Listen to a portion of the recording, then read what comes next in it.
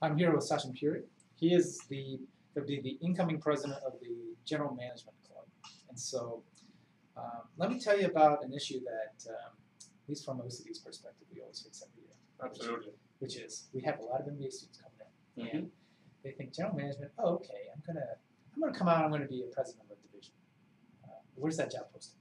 Because everybody wants to manage people. Exactly. And if you find so, do let me know. That's right. We'll do that.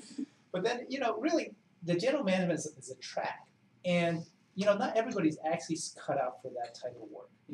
And so, I like your perspective about what kind of people would actually be suitable for the general management track that you've seen from your experience. Absolutely. So thank you so much, Tony. I really appreciate giving the opportunity here. So first and foremost, it's fairly normal to believe. So believe me, everyone who comes here in first year believes in the same way. When we came, we pretty much felt the same stuff. What I've learned over the period of time and interacting with various firms and talking to my peers, as well as from reflecting from my experience, general management, as you rightly said, is a track that you kind of follow through your career. And that takes you to a route of a CEO or of a business leader over the period of term, which vary from industry to industry. Your experience is highly subjective. Some of the people who have done really well in this track or who cherish and enjoy working in general management kind of a role is a couple of things are primarily they have the knack of being able to look at the very big picture of the overall business. So they are kind of generalists, and they would be able to pick up things and connect with people at sales, in marketing, in legal, in finance, controllership, and everything, and look at the 30,000 feet level and kind of figure out, does it make sense for business or not? And then figure out intuitively, okay, this is where probably you need to take more, and then work with people to make sure that's happening. That's the key. The second one is extremely important, and I think I can't talk more about that, is surely being ability to work with people with diverse experience and diverse background. Looking at today's scenario, every organization is global, so you would work with people from different parts of the world, from different functions, so you should be able to work through them and connect at that level so that they understand what the work you're doing is important, as well as the importance of their work in the overall scheme of things. So that's really key, and these are not the people that you're managing, because even CEO doesn't manage everybody directly. So from that standpoint, it is highly important that you have the skills to connect with people and kind of motivate and influence them to understand what your big picture is, what your overall goal is, to work that together. Yeah, can you give us an example of perhaps something from your experience, maybe from internship or things like that, that represents a general management type of a task? I see. Sure. Yeah, so let me talk about my experience at Citi. So I was working for the business manager there, and he was managing the overall business for security finance business at Citigroup, and this is a global business. So we were planning to launch new financial services, which were to roll out globally, and that required approval from corporate, about 15-20 people. But that required to put together a business plan, as well as deck that would be shown to the CEO and all the senior management. And that deck or the proposal required inputs coming from the product team.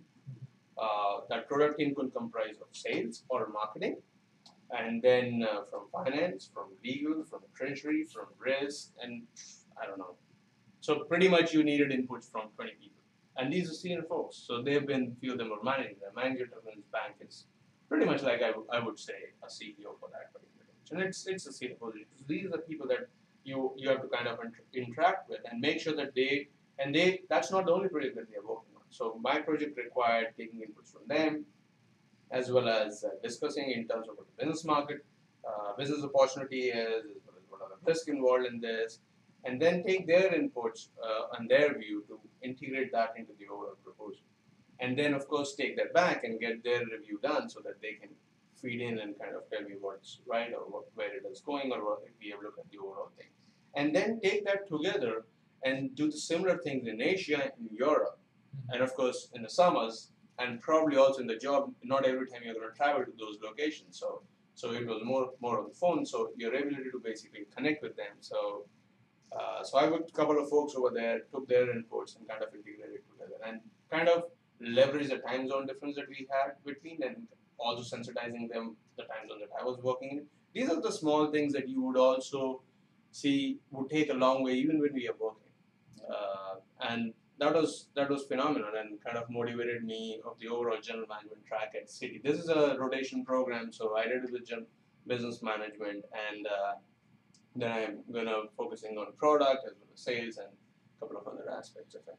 So it sounds like there's a lot of planning involved. Not necessarily just planning at your desk, but just seeing when pieces come together. Mm-hmm. And I'm kind of also curious, how much of the time do you spend meeting, and how much of the time do you spend by yourself synthesizing things? How would you characterize that breakdown? What percentage is the time you kind of go? Oh, I don't know. Let me talk about the percentage which I'll be working by myself. So so Citi as an organization is basically known for conference calls. It's such a global organization, more than 120 countries of operation. So the day I walked into my office, I was pulled into a conference. That conference had about 20 people from different parts of the world. I would say, if not more, about 60 to 75% of my work required in being in the meeting, either through a conference call or direct one-to-one meeting.